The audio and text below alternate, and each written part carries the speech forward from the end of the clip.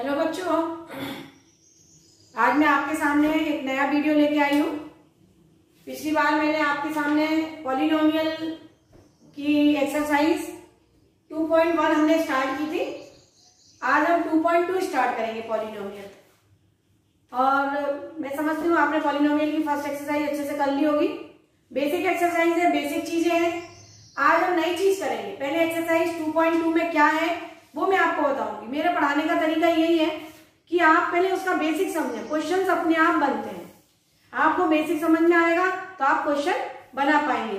तो सबसे पहले 2.2 एक्सरसाइज जो है एनसीईआरटी की पॉलिनोमियल के अंदर, उसमें क्या चीज पूछी गई है। तो वो एक्सरसाइज जो है हमारी है जीरोज ऑफ द पॉलिनोमियल के ऊपर। किस चीज के ऊपर है हमारी exercise? Zeros of the polynomial के ऊपर है हमारी एक्सरसाइज। तो उसको हम करेंगे जीरोज ऑफ पॉलिनोमियल क्या होता है। Zeros of the polynomial.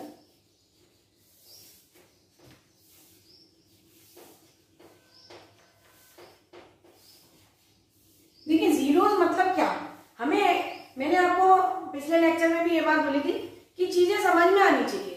Definition रटने से नहीं होगा कि हमने जीरोज पॉलिनोमियल की डेफिनेशन याद कर ली, हमने पॉलिनोमियल क्या होता है उसकी डेफिनेशन याद कर ली, हमने कैसे पहचानते हैं, मतलब डेफिनेशन याद नहीं करना है। डेफिनेशन हमें समझ में आनी चाहिए।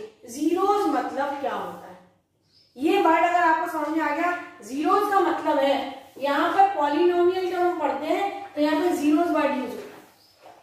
जीरोज का मतलब होता है, जैसे मैंने एक पॉलिनोमियल आपके सामने लिखा है, जैसे मैंने यहाँ पर लिखा 2x + 3, एक पॉलिनोमियल है। कैसा पॉलिनोमियल है ये? Linear polynomial. डिग्री कितनी है इसकी? 1। तो क्या है ये? Linear polynomial. जब ये लीनियर पॉलिनोमियल है, इसका मतलब जब इसकी डिग्री 1 है,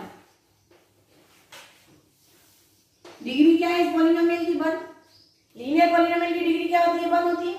जितनी उसकी डिग्री होती है उतने उसके जीरोज होते हैं। सिंपल भाषा में बात करूं तो उतनी उसकी वैल्यूज होती है। अगर 1 डिग्री का पॉलिनोमियल है, लीनियर पॉलिनोमियल है, तो एक ही वैल्यू फाइंड कर पाएंगे हम। कैसे फाइंड करते हैं वैल्यू? जैसे मैंने वो लिखा लेट 2x + 3 = 0। 2x + 3 = 0, क्योंकि हमें 0 फाइंड करना है तो इक्वेशन बननी चाहिए। इक्वेशन बनेगी तो ही हम 0 बता पाएंगे। तो 2x + 3 जो यहां था, मैंने उसके बराबर क्या लिख दिया? 0। Late 2x + 3 = 0। तो इसकी जो वैल्यू आएगी वो क्या आएगी? x = -3/2। ये जो वैल्यू आएगी वो इस पॉलिनोमियल को सेटिस्फाई करेगी। ये जो वैल्यू हमने फाइंड करी वो इस पॉलिनोमियल को सेटिस्फाई करेगी, इसलिए ये इसका एक जीरो है। जीरो का मतलब होता है उसकी एक वैल्यू जो हम फाइंड करते हैं। तो हमारे कोर्स में क्या है कि वो बोलता है कि इसके सामने एक मैंने नंबर लिख दिया, इसके सामने मैंने ऐसा कॉलन लगा के नंबर लिख दिया कि x = 3/2, मैंने लिख दिया -3/2, मैंने लिख दिया 1। तो वो बोलता है कि ये बताइए ये इसके जीरो है या नहीं। इसके सामने नंबर लिख दिया हमने और वो बोलता है कि ये बताइए कि ये एक पॉलिनोमियल है, इसके सामने जो नंबर लिखे हुए हैं वो इसके जीरो है या नहीं। तो देखिए ये लीनियर पॉलिनोमियल है, केवल एक ही वैल्यू सेटिस्फाई करेगी इसको। ये 3 वैल्यू भले लिखी हुई है, हम इसमें रख के देखेंगे तो जरूरी नहीं है ये सारी की सारी वैल्यूज को सेटिस्फाई करें। कौन सी वैल्यू सेटिस्फाई करने वाली है? ए, और वो भी कौन सी? -3/2। अगर हम इसको इसमें -3/2 रखेंगे तो इसका आंसर क्या आ जाएगा? 0। यानी कोई भी वैल्यू इसके अंदर रखने पर अगर आंसर उस पॉलिनोमियल का 0 आ जाता है तो उसको बोलते हैं जीरोज ऑफ द पॉलिनोमियल। उस पॉलिनोमियल का वो 0 कहलाता है। बात समझ में आई? जैसे मैं आपको वापस बताती हूँ, ये 2x + 3 एक पॉलिनोमियल है मेरा, और यहाँ पर मैंने -3/2 रखा। -3/2, देखिए 2 से 2 कट गया, -3 + 3 बराबर क्या हो गया? तो -3/2 is a zero of this polynomial। जो वैल्यू उस पॉलिनोमियल को सेटिस्फाई करे वो उस पॉलिनोमियल का 0 कहलाता है। तो वो हमसे क्वेश्चन पूछता है कि इसमें से बताइए कौन सा इसका 0 है। तो हमने सारी वैल्यू देखी, अगर +3/2 रखेंगे प्लस 3/2 रखा, 2 से 2 तो कट जाएगा, देखिए यहाँ प्लस 3 प्लस 3 प्लस 3 6 हो जाएगा, बराबर 0 के नहीं आ रहा है, इसका मतलब 3/2 इसका जीरोस नहीं है, इसकी वैल्यू नहीं है। अगर हम 1 रखते हैं इसके अंदर, 1 रखो, 2 × 1 2, 2 + 3 5, ये इसकी वैल्यू नहीं है। तो जितनी उसकी डिग्री होती है उतने उसके जीरोस होते हैं। ये बात अच्छे से दिमाग में बिठा लीजिए कि हमने पिछले लेक्चर में मैंने आपको बताया था degree of the polynomial, degree हमने समझी थी। तो ये जो डिग्री है, जितनी उसकी डिग्री होती है उतने उसके जीरोस होते हैं, उतनी उसकी वैल्यूज होती है।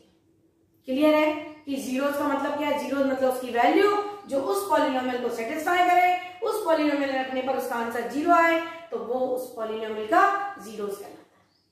अब देखिए जितनी उसकी डिग्री मैंने आपको बोला, तो आप समझ लीजिए जितनी उसकी डिग्री उतना उसका जीरोस। तो यहां पर आप देखिए, यहां पर आप देखिए कि ये जो है लीनियर पॉलिनोमियल है, तो इसके जीरोस कितने होंगे? इसके जीरोस कितने होंगे? 1। इसके जीरोस कितने होंगे? 1 होंगे। क्लियर है? समझ में आया? अगर मैं इसको लिख दूं, अगर मैंने यहां पर क्वाड्रेटिक लिख दिया, मैंने यहां पर लिखा f(x) = x² - 5x + 6, मैंने एक नया पॉलिनोमियल लिखा। देखिए ये डिग्री के हिसाब से देखें तो इसकी डिग्री कितनी है? इसकी डिग्री कितनी है? 2। क्वाड्रेटिक है, हाईएस्ट पावर x की हाईएस्ट पावर कितना है? 2। हाईएस्ट पावर वेरिएबल की हाईएस्ट पावर डिग्री होती है, और जितनी डिग्री होती है उतने ही उस पॉलिनोमियल के जीरोस होते हैं। तो इसके जीरोस कितने होंगे? 2। अब 2 जीरोस कैसे आएंगे? अब ये क्वाड्रेटिक है, तो मैंने आपको बताया कि फैक्टराइजेशन से हम इसके जीरोस निकाल सकते हैं।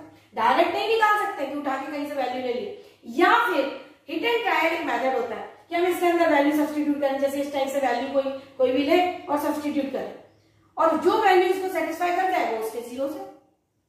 जो वैल्यू इसमें रखने पर, जैसे मैंने लिया, जैसे हमने यहाँ पे क्या करें 6 के फैक्टर करें, तो इसकी वैल्यू हो सकती है +-1 +-2 +-3 +-6, ये इसकी वैल्यूज हो सकती है। इतनी इसकी वैल्यूज हो सकती है, ये आप देख लीजिए। +-1 हो सकता है, +-2 हो सकता है, +-3 हो सकता है, +-6 हो सकता है। इनमें से कोई भी इसकी वैल्यू हो सकती है। वैल्यू 2 ही होंगी, यहाँ तो मैंने इतनी सारी लिखी हुई है, सारी इसके जीरोस नहीं होंगे। इनमें से कोई नंबर होगा जो इसके क्या होंगे? जीरोस। जैसे हिट एंड ट्रायल की हम बात करें, तो सपोज मैंने लिया x = 2, x = 2 रखिए इसके अंदर, x = 2 रखा, 2 × 2 = 4, x = 2 रखा, 5 × 2 = 10, और ये 6 है, ये प्लस और ये प्लस जुड़ेगा, ये 2 × 2 = 4 हुआ, 6 + 4 10 हुआ, और यहाँ पर ये 5 × 2 -10 हुआ। तो यानी x = 2 इस पॉलिनोमियल को सेटिस्फाई कर रही है। इसके अंदर रखने पर इसका आंसर 0 आ रहा है, तो x = 2 is a 0 of this polynomial. समझ में आया?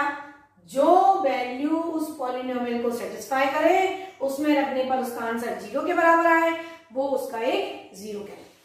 क्लियर है? तो इसकी कितनी वैल्यू होगी? 2 वैल्यू। सपोज हमने x = 3 रखा, x = 3 रखिए, 3 × 3 = 9, 9 + 6 15, और यहाँ पर 5 × 3 15, -15 + 15 0, यानी x = 3 भी इसका एक 0 है। इसके अलावा आप कोई भी वैल्यू रखने जाएंगे तो वो इस पॉलिनोमियल को सेटिस्फाई नहीं करेगा। जितनी उसकी डिग्री होती है उतने उसके जीरोस होते हैं। ये बात अच्छे से दिमाग में बिठा लीजिए। ये क्वाड्रेटिक पॉलिनोमियल है, इसलिए इसकी डिग्री क्या होगी? 2। ये लीनियर पॉलिनोमियल था, इसलिए इसकी डिग्री क्या हो गई?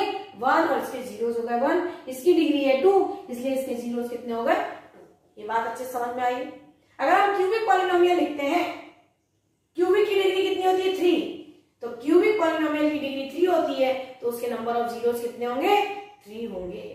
ये बात अच्छे समझ में आई? यानी जितनी उसकी डिग्री होती है उतनी उसकी वैल्यूज होती है, और उतने उसके जीरोस होते हैं। और जीरोस का मतलब होता है जो वैल्यू उस पॉलिनोमियल को सेटिस्फाई करे, उसमें पॉलिनोमियल रखने पर उसका आंसर 0 के बराबर आए, वो उस पॉलिनोमियल का 0 कहलाता है।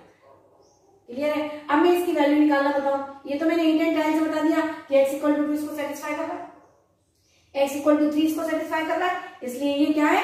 इसके जीरोस हैं, लेकिन फाइंड द जीरोस। जीरोस हम फाइंड कैसे करें, देखिए वो मैं आपको बताती हूँ। हम जीरोस कैसे फाइंड करेंगे इसके, बहुत सिंपल तरीका है। क्वाड्रेटिक है, ट्राइनोमियल है, तो ट्राइनोमियल आपने 8th क्लास में पढ़ा होगा कि ट्राइनोमियल के जीरोस निकालने के लिए स्प्लिटिंग मिडिल टर्म मेथड का यूज किया जाता है। ट्राइनोमियल के जीरोस निकालने, ट्राइनोमियल की वैल्यू निकालने के लिए स्प्लिटिंग मिडिल टर्म करते हैं या फिर आइडेंटिटी का यूज करते हैं। तो यहाँ पर आइडेंटिटी क्यों नहीं लगेगी, क्योंकि ये नंबर जो है परफेक्ट स्क्वायर नहीं है। अगर ये परफेक्ट स्क्वायर नंबर होता तो हम यहाँ पर आइडेंटिटी भी लगा सकते थे। ये नंबर परफेक्ट स्क्वायर नहीं है। 4, 9, 16 ये परफेक्ट स्क्वायर नंबर होते हैं। परफेक्ट स्क्वायर मतलब जो स्क्वायर के फॉर्म में नंबर है। 2 2 4 होता है, इसलिए 4 is a perfect square number. 3 3 9 होता है, इसलिए 9 is a perfect square number. 4 4 16 होता है, 16 is a perfect square number. अगर फर्स्ट एंड लास्ट टर्म दोनों परफेक्ट स्क्वायर नंबर है तो हम आइडेंटिटी के बारे में सोचते हैं। अगर फर्स्ट टर्म तो स्क्वायर है लेकिन लास्ट टर्म जो है परफेक्ट स्क्वायर नहीं है, तो इसमें हमको क्या लगाना है, स्प्लिटिंग मिडिल टर्म मेथड। देखिए स्प्लिटिंग मिडिल टर्म मेथड का मतलब क्या होता है, फर्स्ट और लास्ट नंबर को क्या करते हैं, मल्टीप्लाई। फर्स्ट और लास्ट नंबर को क्या करते हैं, मल्टीप्लाई। 6x²। और इसके हम क्या करते हैं, फैक्टर। 6x² है, इसके हम क्या करेंगे, फैक्टर। तो देखिए 2 होगा एक फैक्टर, 3 होगा एक फैक्टर, 2 और 3 होंगे इसके फैक्टर। अब ये जो फैक्टर आते हैं, इसके फैक्टर निकालने के बाद इन फैक्टर को इस टाइप से अरेंज करते हैं कि ये मिडिल टर्म बन जाए। उनका मल्टीपल फर्स्ट और लास्ट टर्म का मल्टीपल हो और अरेंजमेंट करने से प्लस माइनस लिखने से मिडिल टर्म आनी चाहिए। तो मिडिल टर्म तो देखिए माइनस में, तो इसका मतलब ये हुआ कि फर्स्ट और लास्ट टर्म का मल्टीपल पॉजिटिव है। इसका मतलब ये हुआ कि दोनों नंबर कैसे होंगे, या तो नेगेटिव होंगे या दोनों नंबर कैसे होंगे, पॉजिटिव होंगे। फर्स्ट और लास्ट टर्म का मल्टीपल कैसा है, पॉजिटिव है। जब फर्स्ट और लास्ट टर्म का नंबर का मल्टीपल पॉजिटिव हो तो ये पक्का हो गया, ये फिक्स हो गया कि दोनों नंबर या तो नेगेटिव होंगे या दोनों number positive. Positive positive positive होता है, नेगेटिव नेगेटिव नेगेटिव पॉजिटिव होता है, नेगेटिव इंटू नेगेटिव पॉजिटिव होता है। तो या तो दोनों नंबर पॉजिटिव होंगे या दोनों नंबर नेगेटिव। लेकिन मिडिल टर्म जो है वो कैसी है, नेगेटिव है। इसका मतलब है कि हमें दोनों नंबर कैसे लेना पड़ेंगे, माइनस के लेना पड़ेंगे। तो हम यहाँ पर -2 -3 अगर लेते हैं तो इसका आंसर कितना आता है, -5। इसका मतलब ये हुआ कि दोनों नंबर का अरेंजमेंट क्या हो गया, हमें ऐसे लेना है -2 और -5। तो ये मैंने यहाँ पर ले लिया, x² -2x -3x + 6 = 0। इन दोनों में से कॉमन निकलेगा, इन दोनों में से। तो x कॉमन निकाला, x -2, -3 कॉमन निकाला, x -2 = 0। तो ये आ गया मेरे पास वैल्यू x -2 x -3 = 0। ये तो x -2 x -3 इसके फैक्टर हो गए। x -2 x -3 इसके क्या हो गए, फैक्टर हो गए। अब यहां पर देखिए आप, x -2 = 0 और x -3 = 0। तो इसका मतलब हुआ therefore x = 2 और x = 3, यानी इसकी जो वैल्यू आ गई वो क्या हो गई, x = 2 x = 3। ये से हम इसके जीरोस को फाइंड करेंगे।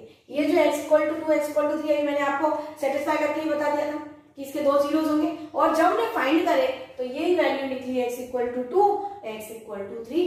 ये क्या है, इसके जीरोस। क्लियर है।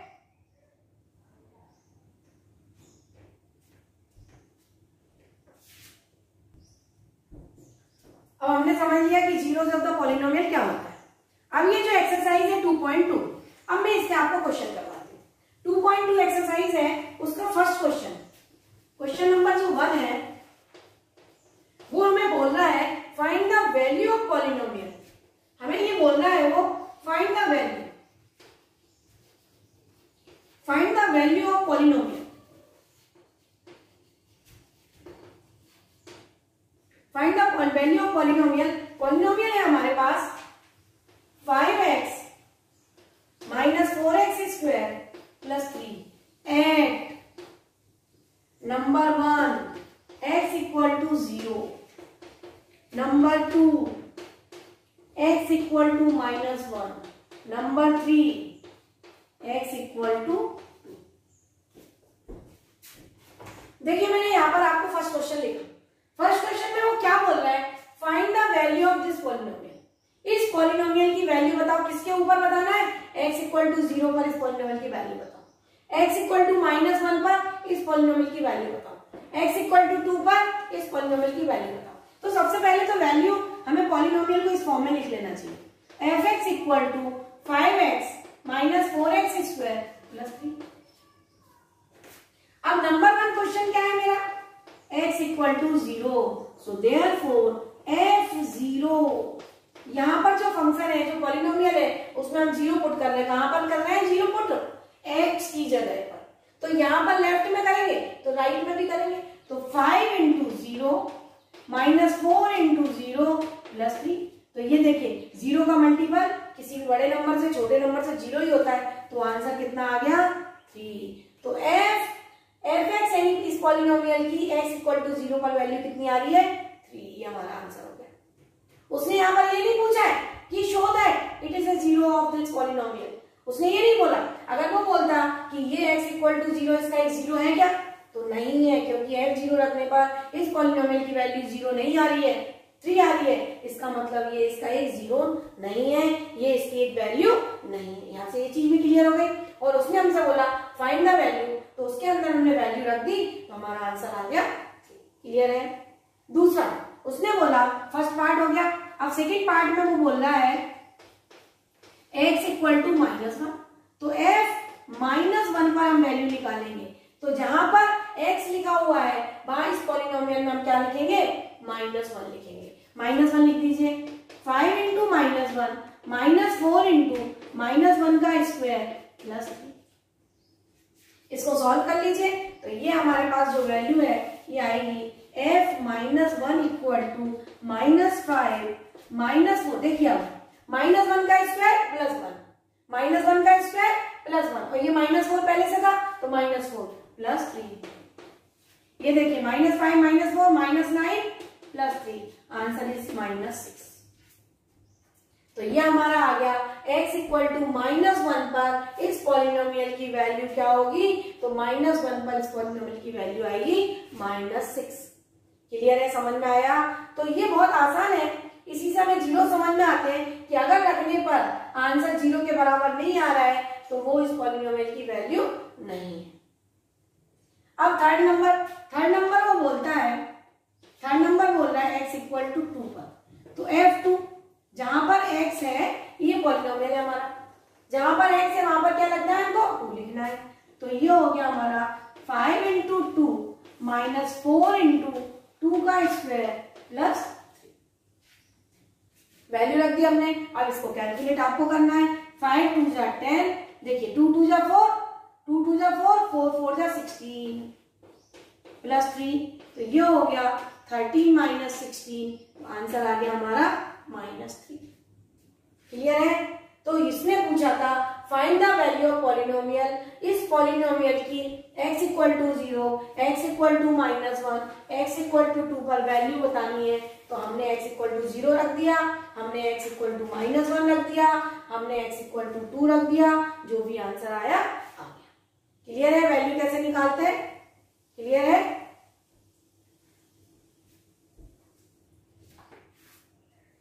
देखिए अब हम करते हैं क्वेश्चन नंबर 2। क्वेश्चन नंबर 2 में क्या बोल रहा है वो, क्वेश्चन नंबर 2 में बोल रहा है फाइंड क्या क्या बोल रहा है वो, P0 निकालो, वो बोल रहा है P1 निकालो। देखो जो जो बोल रहा है यहां लिख देती हूं, and P2 find P0 P1 P2। किस किस के लिए निकालना है क्वेश्चन यहां दे रखे हैं। नंबर 1 हमारा क्वेश्चन उसने दे रखा है P by y square minus y plus 1। और यहां पर मैं नेक्स्ट क्वेश्चन लिख देती हूँ, यहां पर सॉल्व करूंगी। ये क्वेश्चन नंबर 2 दे रखा है, उसने किसके लिए निकालना है, PT 2 plus t plus 2t square minus t cube. Third question है हमारा px is equal to x cube. Fourth number question है हमारा px equal to x minus 1 x plus 1। ये हमारे क्वेश्चन है। देखिए अब इनको हम करते हैं कैसे करना है।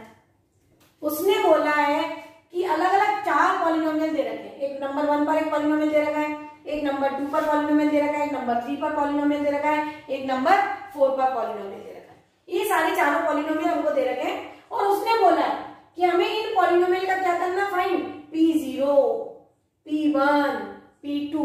इसका मतलब है जो पिछले क्वेश्चन में करा वही वैल्यू वो बोल रहा है। पिछले क्वेश्चन में उसने बोला था find the value at x equal to this number, और यहाँ पर वो बोल रहा है P0, P1, P2। इसका भी वही मतलब है। अगर मुझे P0 निकालना है तो y की जगह यहाँ पे क्या दिखना चाहिए, 0। जब y की जगह हम 0 रखेंगे तो लेफ्ट में भी 0 रखेंगे, राइट में भी 0 रखेंगे। तो हमने यहाँ पर फर्स्ट वाला निकाला मैंने P0, तो यहाँ पर रखा 0 माइनस 0 प्लस 1, तो हमारा आंसर आ गया 1। बहुत इजी है, बहुत आसान है, समझ में आया। एक क्वेश्चन है, उसको उसने बोला find the value of this polynomial at x equal to 1, at x equal to 2, x equal to 0, और यहाँ पर वो बोल रहा है सिंबॉलिक फॉर्म में P0, P1, P2।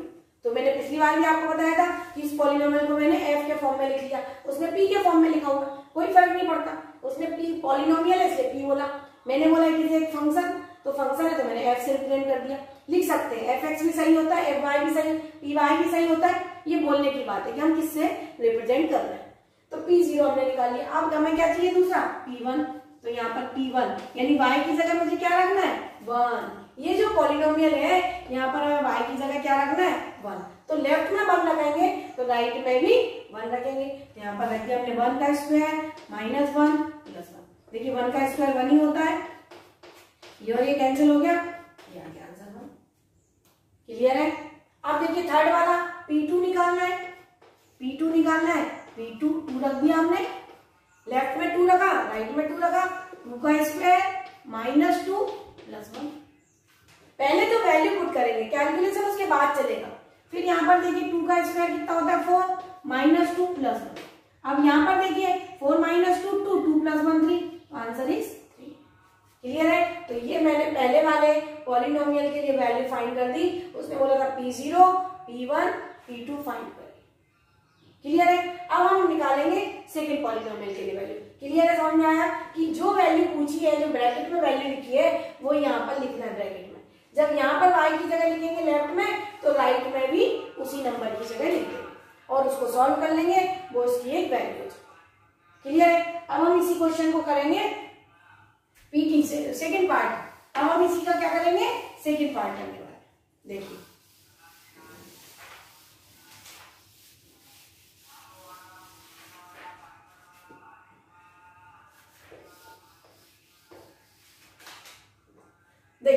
अब सेकेंड पार्ट हमारा क्या है, सेकेंड पार्ट है हमारा Pt equal to 2 plus t plus 2t square minus t की। देखिए पॉलिनोमियल को ध्यान से लिखना है और सही लिखना है, प्लस माइनस साइन के साथ सही लिखना है। 2 plus T plus 2t square minus t की, ये लिखा हुआ है। अब यहाँ पर हमें वही तीनों आंसर निकालना है, P0 निकालना है, P1 निकालना है, P2 निकालना है, तीनों आंसर निकालना है। तो पहला वाला आंसर निकालना है, t की जगह क्या लिख देना है मुझे, 0। लेफ्ट में t की जगह 0, तो राइट में भी t की जगह 0 पुट कर देंगे। क्लियर है। तो यहाँ पर हमने 0 पुट कर दिया, तो 2 प्लस 0 प्लस 2 इंटू 0 माइनस 0। तो यहाँ पर देखिए ये 0 ये 0 ये 0, तो आंसर आया। समझ में आया। ये चीज आपको कैलकुलेशन आपको आनी चाहिए और धीरे धीरे सीख जाते हैं। दूसरा आंसर निकालना है P1। तो जहां पर t लिखा हुआ है वहां पर 1 लिखा, तो लेफ्ट में t की जगह 1 लिख रहे हैं, राइट में भी t की जगह 1 लिख रहे हैं। 2 प्लस 1 प्लस 2 इंटू 1 का स्क्वायर माइनस 1 का क्यूब। और आपको मालूम है 1 का स्क्वायर 1 का क्यूब 1 की पावर 100 हमेशा 1 ही होता है। तो ये हो गया 2 plus 1 plus 2 minus 1, plus minus से ये कैंसिल हो गया और 2 प्लस 2 मिलके क्या बन गया हमारा 4। तो इसका आंसर P1 का आंसर कितना आ गया 4। थर्ड आंसर हमें निकालना है P2। जहां पर हमने t लिखा था वहां पर 2 लिखा, तो राइट हैंड पर भी 2 लिखेंगे। 2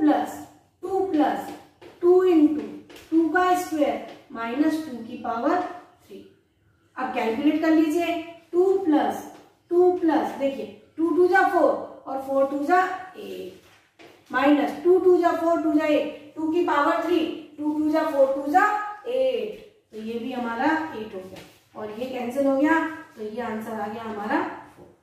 तो इसका भी आंसर 4 आ रहा है, इसका 4 आ रहा है, इसका 2 आ रहा है। तो ये हमारी P0 P1 P2 मैंने किसके लिए निकाल दी, ये वाला सेकंड क्वेश्चन। क्लियर है, समझ में आया। अब हम बात करेंगे third, px equal to x cube, इसके लिए बात करेंगे। तो देखिए कैसे करेंगे।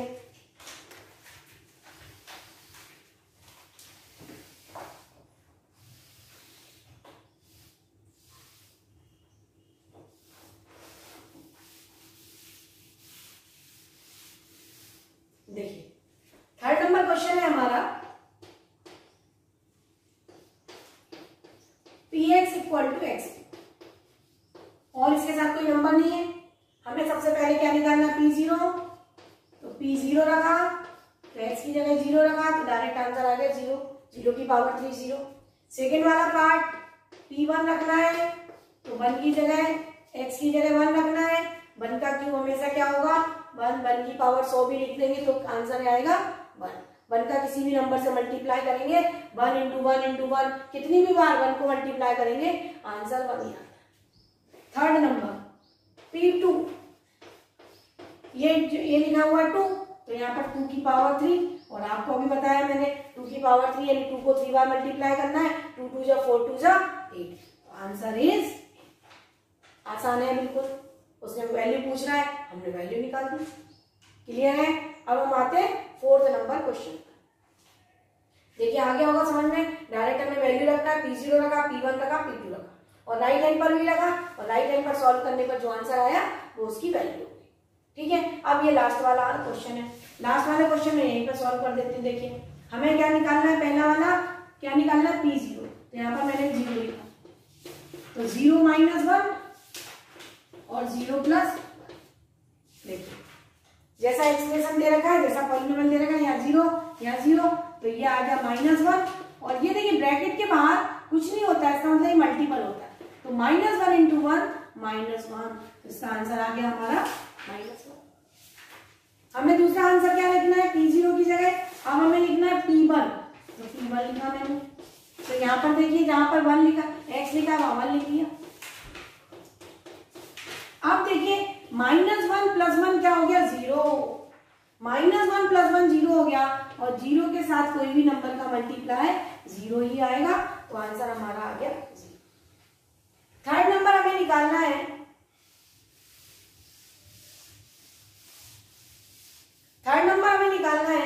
P2, तो देखिए हमने 2 रखा है, x की जगह 2 माइनस 1 और 2 प्लस 1, ये फोर्थ नंबर में, यहाँ पर 2 माइनस 1 और 2 प्लस 1। अब ये देखिए 2 माइनस 1 1 हो गया, 2 प्लस 1 3 हो गया, तो आंसर आ गया हमारा। तो ये हमने हर एक पॉलिनोमियल, उसने 4 पॉलिनोमियल दे रखे थे और चारों पॉलिनोमियल पर 3-3 वैल्यू पूछी थी। P0 पूछा, P1 पूछा, P2 पूछा, हमने कैलकुलेशन से निकाल दिया। ठीक है, समझ में आया आपको कि वैल्यू कैसे निकालते हैं, उसके अंदर रख दो, कैलकुलेट कर लो, जो आंसर आया वो उसकी क्या हो गई, वैल्यू हो गई। ठीक है। देखिए अब हम करते हैं question number third. Question number third में लिखा है verify whether the following are zero of the polynomial indicated against them. मतलब एक सामने लिखा हुआ है, वेरीफाई करना है,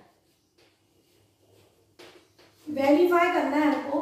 क्या वेरीफाई करवा रहा है, वो नंबर 1 क्वेश्चन हमको बोल रहा है px equal to 3x plus 1 और इसके सामने x इक्वल टू लिख रहा है -1/3। अब मैं वापस क्वेश्चन पढ़ती हूँ, verify whether the following are zero. वो बोल रहा है इसके अगेंस्ट, इसके सामने जो लिखा हुआ है वो इसका 0 है या नहीं, ये वेरीफाई करिए, ये हमें बताइए।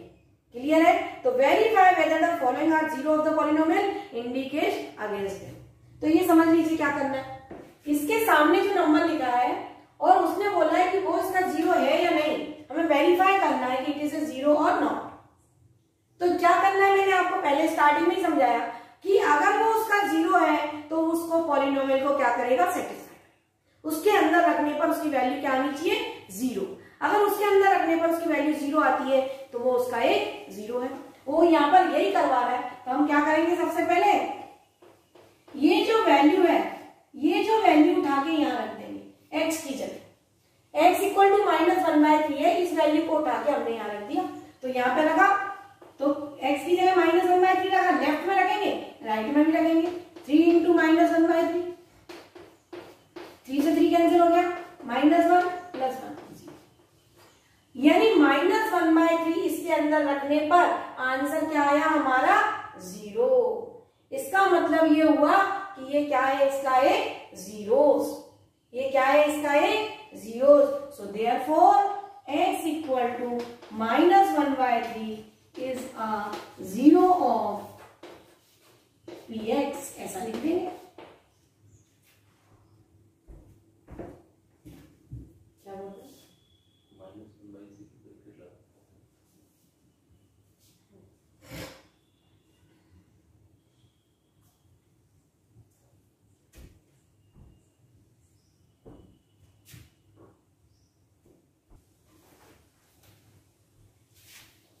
क्वेश्चन नंबर 3 का सेकेंड पार्ट है हमारे पास। px इक्वल टू 5x - 5 और इसके अगेंस्ट में लिखा हुआ है x इक्वल टू 4/5। अब हमें बताना है, क्वेश्चन नंबर 3 है कि verify whether it is a 0 और नॉट, ये इसका 0 है या नहीं है, ये हमें बताना है। तो यहाँ पर सबसे पहले क्या करना है, आपको पहली बात बताई मैंने कि जीरोस है तो उसके अंदर रखेंगे वैल्यू, और आंसर अगर 0 आता है तो उसका 0 रख दो वैल्यू। हमने रखी वैल्यू इसकी, p की जगह, px की जगह कितना रखा, 4/5 रख दिया। तो लेफ्ट में रखेंगे राइट में भी रखेंगे, ये 5 से 5 कट गया, आंसर आया 4 - 5। देखिए ये 0 के बराबर नहीं आ रहा है, यहाँ पर 0 नहीं आ रहा है, 4 अलग नंबर है, pi is an irrational number, यह नंबर अलग है, कुछ भी प्लस माइनस करेंगे बराबर तो नहीं है, नंबर 0 के बराबर नहीं आएगा। जब ये 0 के बराबर नहीं आएगा तो it is not equal to 0। इसका मतलब हुआ therefore x equal to 4/5 is not a 0 of px। ये px का 0 नहीं है क्योंकि ये 0 के बराबर नहीं है। ये बात अच्छे से समझ लो कि 0 के बराबर नहीं है तो 0 नहीं है, 0 के बराबर है तो 0 है। क्लियर है? क्वेश्चन नंबर 3 का थर्ड पार्ट।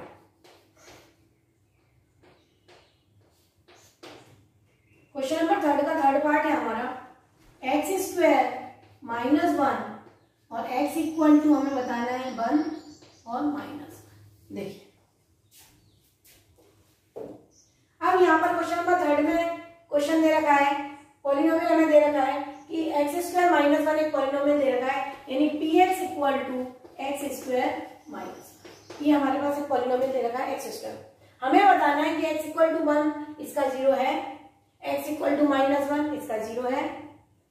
0 निकालने के लिए क्या करें, ये वैल्यू उठा के यहाँ रख दें। तो हमने रखी x इक्वल टू 1 रखा, तो p1 इक्वल टू 1 का स्क्वायर -1, ये हो गया 1 - 1 0। इसका मतलब क्या है, x equal to 1 is a 0, x equal to 1 is a 0 of px। अब हमें निकालना है -1 पर, तो हम x इक्वल टू -1 पुट करेंगे, तो p -1 पुट करा हमने, तो -1 का स्क्वायर और ये -1, x की जगह हमने क्या रख दिया, -1। -1 का स्क्वायर +1 होता है, -1 का स्क्वायर +1 होता है, -1 + 1 0। तो इसका आंसर भी 0 आ गया। So therefore x equal to -1 is a 0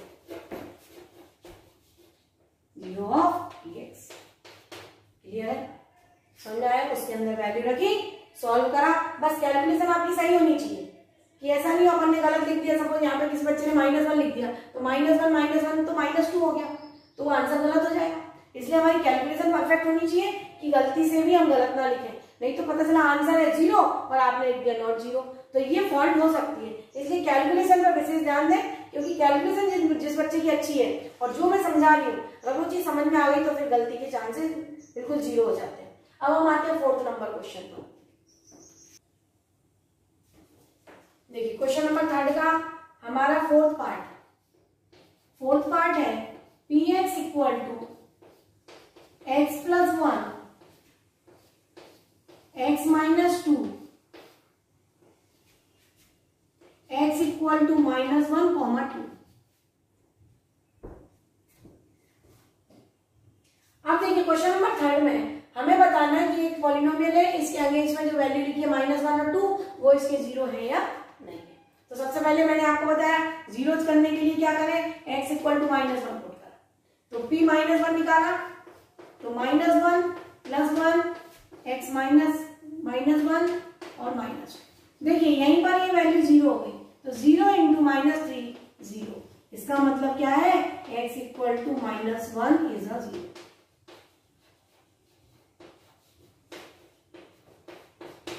clear है, समझ में आया कि ये क्या है, इसका एक 0 है। x equal to -1 is 0 of px। अब हमें क्या पुट करना है, अब हम पुट करेंगे x पुट करेंगे, क्या पुट करेंगे, दूसरी वैल्यू, इसको भी हमें चेक करना है। पहले हमने -1 चेक करा, अब हम 2 चेक करेंगे। तो हमने पुट करा x इक्वल टू 2, जब हमने x इक्वल टू 2 रखा तो p2 रखा हमने, तो 2 प्लस 1 इंटू 2 माइनस 2, ये हो गया 3 इंटू 0, ये आंसर आ गया, ये आंसर आ गया 0। कि 0 के साथ किसी भी नंबर का मल्टीप्लाई 0 होता है, तो ये p2 भी इसका एक 0 है, so it is a 0। So therefore x equal to 2 is a 0। Clear है, समझ में आया कि 0 हमें कैसे बताना है। उसके अगेंस्ट में जो नंबर लिखे उसको उसके अंदर रखो, अगर आंसर 0 आता है तो वो उसका एक 0 होता है। क्लियर है, ये हमारा हो गया क्वेश्चन नंबर 4। अब हम लिखते हैं क्वेश्चन नंबर 5। अब देखिए ये फिफ्थ पार्ट है। फिफ्थ पार्ट लिखा हुआ है px इक्वल टू x² और x इक्वल टू 0। देखिए 6 नंबर पार्ट में मैं यही लिख देती हूँ, छोटे छोटे पार्ट है। px equal to lx plus m और x इक्वल टू हमें चेक करना है -m/l पर, ठीक है। और उसके बाद एक और क्वेश्चन है, 7th नंबर क्वेश्चन है हमारा, यही लिख देती हूँ मैं। px equal to 3x² -1, check करना हमें x इक्वल टू -1/√3 पर और चेक करना हमें 2/√3 पर। और एक और है हमारा question number 7th number question है px equal to 2x plus 1 और x इक्वल टू 1/2 पर चेक कर। ये चारों क्वेश्चन में एक साथ आपको बता देती हूँ। 8th नंबर क्वेश्चन है ये। देखिए फिफ्थ पार्ट तक, क्वेश्चन नंबर 3 का फिफ्थ पार्ट बोल रहा है px इक्वल टू x²। अब हमें बताना है x इक्वल टू 0, इसका एक 0 है। अब आप 0 रखेंगे, देखिए p इक्वल टू p0, तो ये 0, तो ये क्या है, इसका x इक्वल टू 0 इज 0। तो क्या हो गया, x equal to 0 is a 0 of px। ये दिया हमने, बहुत आसान था। x की वैल्यू रखनी थी, x की जगह 0 रखेंगे, स्क्वायर करेंगे, कुछ भी करेंगे, आंसर इज 0। अब यहाँ पर देखिए हमने क्या पुट करना है, x इक्वल टू -m/l। तो यहाँ पर पुट करिए -m/l को पुट कर दिया, तो l into -m/l plus m, l से l कैंसिल हो गया, ये -m और ये plus m, -m plus m, answer क्या आ गया 0। इसका मतलब हुआ therefore x equal to -m/l is a 0 of px। Clear है, समझ में आ गया, बहुत आसान था। हमने x की जगह क्या वैल्यू होती, -m/l रख दिया, तो ये वैल्यू जो है ये l से l cancel out, -m plus m, -m plus m, answer आएगा 0। क्लियर है। अब यहाँ पर देखिए ये वाला क्वेश्चन देखिए, यहाँ पर हमें क्या करना है, x की जगह -1/√3 रखना है। तो पुट करा हमने, पुट क्या करा हमने, x इक्वल टू -1/√3 पुट कर दीजिए, p -1/√3, जो x है x की जगह क्या रखना है, -1/√3 रख दीजिए आप। 3 इंटू -1/√3 का स्क्वायर -1। वैल्यू रखी, लेफ्ट में रखेंगे, राइट में भी रखेंगे। अब आपको ये पता होना चाहिए √3 का स्क्वायर 3 होता है। √3 इंटू √3 3, √3 इंटू √3 देखिए मैं यहां पर लिख रही हूँ बॉक्स में, √2 इंटू √2 2 होता है, √3 इंटू √3 3 होता है। ये कैसे होता है? एक्चुअली ये पावर जो एक्सपोनेंट है, x की पावर 1/2, x की पावर 1/2, 1/2 प्लस 1/2 1 हो जाता है, तो ये पावर यहाँ पर 1 आ जाती है।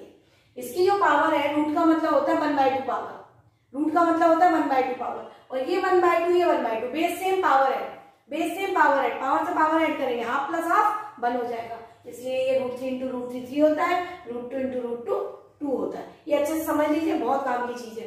ये रेशनल नंबर करेंगे उसमें भी बार बार काम आएगा कि √2 इंटू √2 2 होता है। तो यहाँ पर हमारा आंसर दूसरा, एक और देखिए आप कि माइनस का आंसर हमेशा क्या हो जाता है, स्क्वायर करने पर प्लस हो जाता है, तो ये प्लस हो जाएगा और ये कितना हो जाएगा 3, 3 से ये 3 कैंसिल हो जाएगा, -1, और 1 - 1 बराबर हो गया 0। इसका मतलब ये हुआ कि -1/√3 इज 0। इसका मतलब क्या हुआ कि ये इसका एक 0 है। क्लियर है, समझ में आ गया? अब ये हमें रखना है 2/√3, तो मैं ऊपर का मिटा के यहाँ पर इसको सॉल्व कर देती हूँ।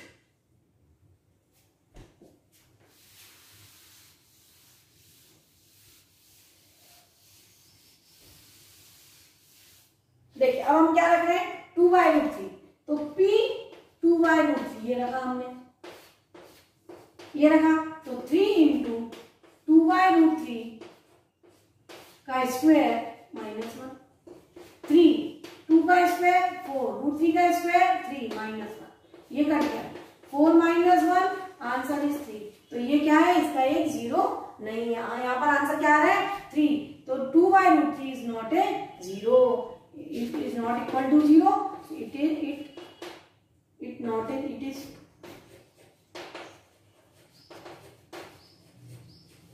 और it is 0, ये 0 के बराबर है, so it is 0। क्लियर है, समझ में आया?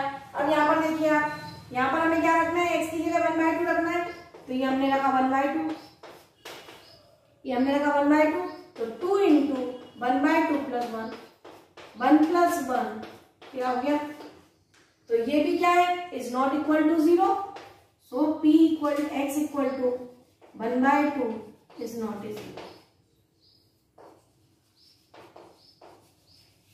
0 के बराबर नहीं है, इसलिए वो उसका एक 0 नहीं है। ये देखिए इतने सारे क्वेश्चन हमने सॉल्व करे, किसी में आंसर 0 आया, किसी में आंसर 0 नहीं आया, तो इसका मतलब है जिसके बराबर 0 आता है वो उसका 0 होता है, जिसके बराबर 0 नहीं आता है वो उसका 0 नहीं होता है। ये हमने क्वेश्चन नंबर 3 कर लिया। अब हम करते हैं लास्ट क्वेश्चन है क्वेश्चन नंबर 4, बहुत आसान है वो भी। लास्ट नंबर हम लिखते हैं question number 4।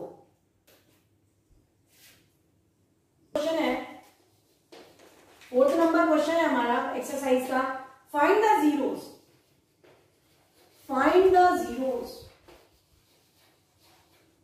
Find the zero of polynomial.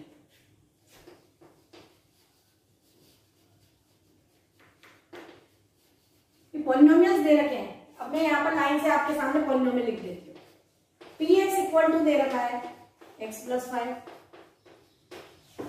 Second number question दे रखा है px इक्वल टू x - 5।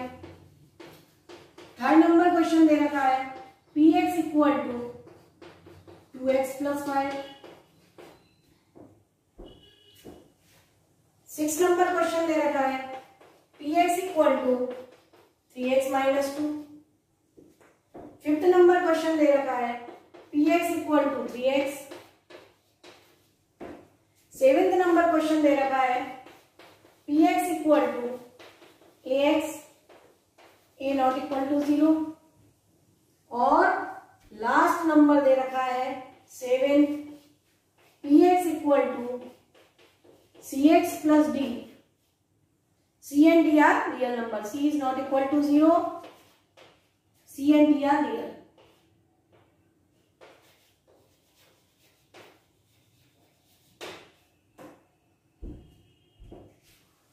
देखिए लास्ट क्वेश्चन है, बहुत इजी है। मैंने स्टार्टिंग में ही आपको स्टार्ट किया था, तभी बताया था फाइंड द जीरो। जीरोस कैसे फाइंड करते हैं, इक्वल टू इसको 0 कर दें तो जो वैल्यू उसकी निकलेगी वो उसका क्या कहलाएगा, 0। यहाँ फाइंड करवा रहा है तो हम क्या करेंगे, लेट x + 5 = 0।